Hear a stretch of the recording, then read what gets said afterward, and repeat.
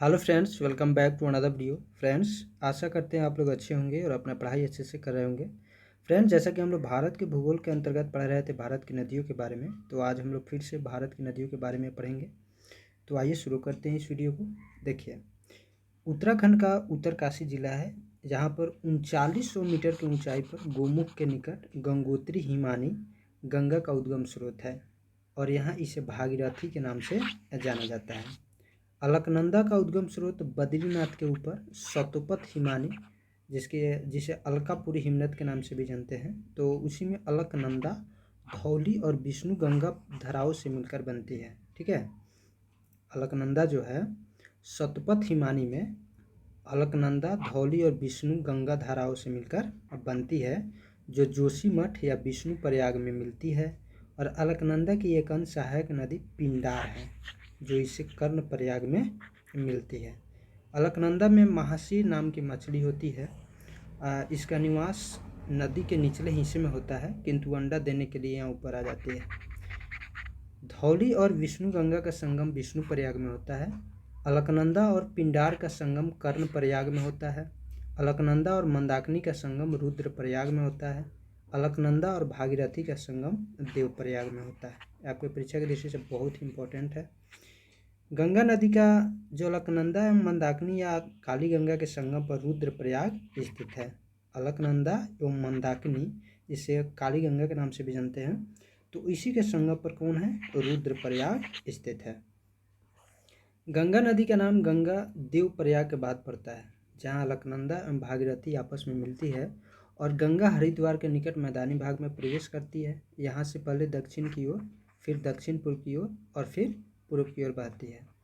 गंगा नदी बांग्लादेश में पद्मा के नाम से बहती है। ब्रह्मपुत्र नदी बांग्लादेश में जमुना के नाम से बहती है और पाबना के पूर्व गोलुंडो घाट के पास पद्मा से मिलती है और इसकी सम्मिलित धारा को पद्मा कहते हैं।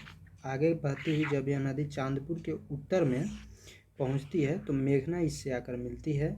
तब यह मेघना के नाम से बहती हुई कई जल वितरिकाओं में बढ़ती हुई समुद्र में मिल जाती है, यानी बंगाल की खाड़ी में। और मेघना की सहायक बराक नदी, इसका उद्गम मणिपुर की माउंट जानपो पहाड़ी है। ब्रह्मपुत्र नदी, जिसे यरलुंग जांगपो नदी भी कहते हैं, चेमयुंगडुंग जो हिमानी है यहाँ से निकलती है और यह हिमानी मानसरोवर झील के दक्षिण पूर्व में लगभग 80 किलोमीटर की दूरी पर है। तिब्बत में इसे सांगपो, अरुणाचल प्रदेश में दिहांग एवं असम में ब्रह्मपुत्र कहते हैं इसे। यह एक पूर्ववर्ती नदी है। इसकी प्रमुख सहायक नदियाँ हैं दिबांग, कामेंग, लोहित, सबनसिटी, भरेली, मानस, धनसिरो, रैदाक, पगलाडिया, कोपिली, सब इसकी सहायक नदियाँ हैं। पूर्ववर्ती नदी कहने का मतलब है कि यह हिमालय के उत्पत्ति से पहले से बहती है। ठीक है। चंबल राजस्थान की एक मात्र ऐसी नदी है जो साल भर बहती है और यह 84गढ़ जो चित्तौड़ में है के पास राजस्थान में प्रवेश करती है। और इस नदी पर भैंसरोडगढ़ चित्तौड़ के पास है के पास प्रख्यात चुलिया जलप्रपात है चंबल नदी पर। सिंधु नदी भारत में केवल जम्मू व कश्मीर से होकर बहती है और भारत और पाकिस्तान सिंधु नदी जल समझौता जो 1960 ईस्वी में हुआ था, उसके अनुसार भारत इस नदी प्रक्रम यानी सिंधु नदी एवं उसके सहायक नदी झेलम एवं चिनाब के संपूर्ण जल का केवल 20% जल उपयोग कर सकता है। बाकी 80% का कौन उपयोग करेगा? पाकिस्तान। रायगढ़ एवं रत्नागिरी के बीच सावित्री नदी बहती है, जो इन दोनों स्थानों की सीमा रेखा का निर्धारण करती है। वंशधारा नदी उड़ीसा के कालाहांडी जिले में निकलती है, जो गोदावरी एवं ऋषिकुल्या नदी के बीच से बहते हुए बंगाल की खाड़ी में गिरती है। गोदावरी नदी का जल ग्रहण क्षेत्र देखें तो भारत के 7 राज्यों यानी महाराष्ट्र, तेलंगाना, छत्तीसगढ़, मध्य प्रदेश, आंध्र प्रदेश, कर्नाटक एवं उड़ीसा में विस्तृत है।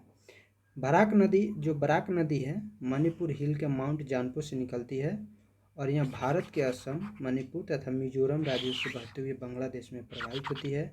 और बराक नदी की प्रमुख सहायक नदियां हैं जीरी, धलेश्वरी, सिंगला, लुंगई तथा सोनाई, सब बराक नदी की सहायक नदियां हैं। और यहाँ इंपॉर्टेंट पॉइंट है कि बराक नदी कहाँ से निकलती है, तो यह मणिपुर के हिल पॉइंट जानपो से निकलती है।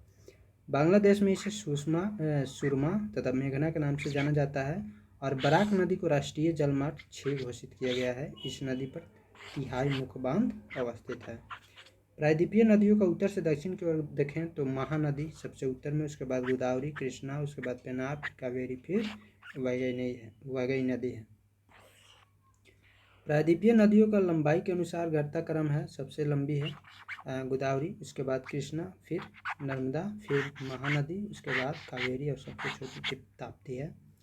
16 सितंबर 2015 को आंध्र प्रदेश सरकार द्वारा लिए गए महत्वपूर्ण निर्णय के अंतर्गत दक्षिण भारत की दो बड़ी नदियों यानी गोदावरी एवं कृष्णा को जोड़ने का कार्य किया गया और इसके अंतर्गत परीक्षण के तौर पर आंध्र प्रदेश के गोदावरी जिले इब्राहीमपट्टनम नामक स्थान से पहली बार गोदावरी नदी के 600 क्यूसेक पानी को पोलावरम नहर द्वारा विजयवाड़ा जिले में कृष्णा नदी तक पहुंचाया गया और यह पोलावरम विजयवाड़ा लिंक परियोजना आंध्र प्रदेश के कृष्णा व गुंटूर जिले में पानी की कमी का सामना कर रहे किसानों के लिए लाभकारी मानी जा रही है।